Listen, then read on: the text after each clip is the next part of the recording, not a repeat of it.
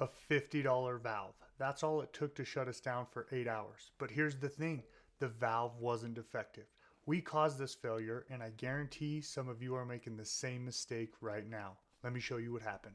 This is a 6-inch butterfly valve on a lube oil system. Pretty standard. You've probably got dozens of them in your facility. During a startup, we noticed oil weeping from the stem. At first it was minor, and then it got worse fast. We're talking lube oil, the lifeblood of rotating equipment.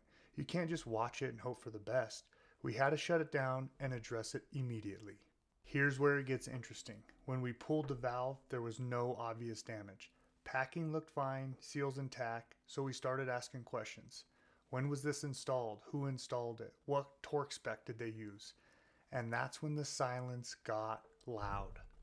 Turns out this valve has a specific bolt tightening sequence and a specific torque spec. For a 6-inch valve, that's 50 foot-pounds in a cross pattern. Nobody followed it, not because they didn't care, because they didn't know.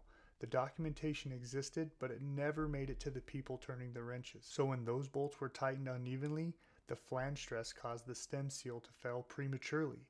This wasn't a parts problem, this was a process problem. We replaced both valves, and this time we did it right.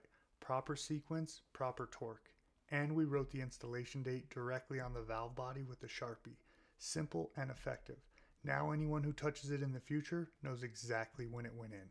Okay, here's what we changed going forward. 1, we created a training protocol for craft workers on these specific valves. Torque specs, patterns, the whole process.